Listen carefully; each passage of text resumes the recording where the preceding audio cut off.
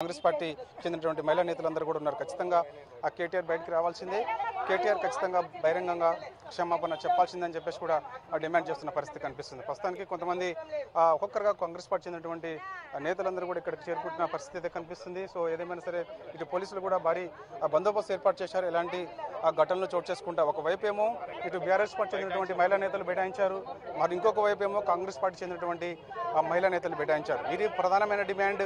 ఖచ్చితంగా కేటీఆర్ బహిరంగంగా క్షమాపణ చెప్పాల్సిందని చెప్పేసి. సో అటు బీఆర్ఎస్ పార్టీ చెందిన నేతలేమో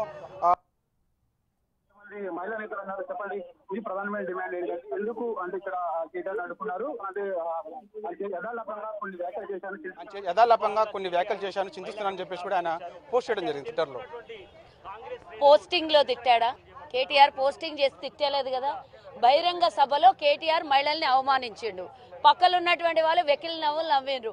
మరి బహిరంగంగా మహిళల్ని అవమానపరిచినటువంటి వ్యక్తి బహిరంగ క్షమాపణ చెప్తాడా, ట్విట్టర్ ద్వారా చెప్తాడా? ట్విట్టర్లో వెక్కిరిస్తే ట్విట్టర్లోనే సమాధానం చెప్పేవాళ్ళం, ట్విట్టర్లోనే అడిగేవాళ్ళం. కానీ బహిరంగంగా పబ్లిక్గా ఒక సమావేశంలో మహిళల్ని కించపరిచి తెలంగాణలో ఉన్న 51% మహిళల్ని అవమానించి డాన్సులు చేయండి, బ్రేక్ డాన్సులు చేయండి అని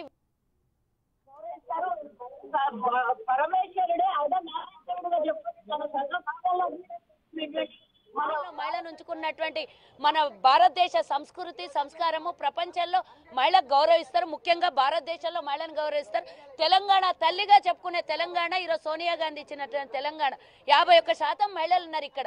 వారిని నిన్ను కన్న తల్లి, నిన్ను పెళ్లి చేసుకున్నది మహిళ, నీకు పుట్టింది ఆడబిడ్డ, నీకు సోదరి మహిళ ఉన్నది. ఇంతమంది మహిళల మధ్యలో నీ జీవనం ఉంటే ఈరోజు మహిళలు తెలంగాణలో ఉన్నటువంటి మహిళల్ని అవమానపరిచే విధానాన్ని బహిరంగ డిమాండ్ చేస్తూ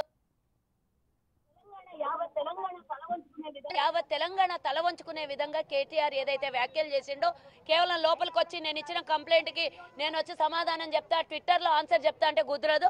బహిరంగంగా వచ్చి క్షమాపణ చెప్పాలి, తెలంగాణ గౌరవించుకునేటటువంటి క్షమాపణ చెప్పాలి. లేదు అంటే మనం చెప్పుకునే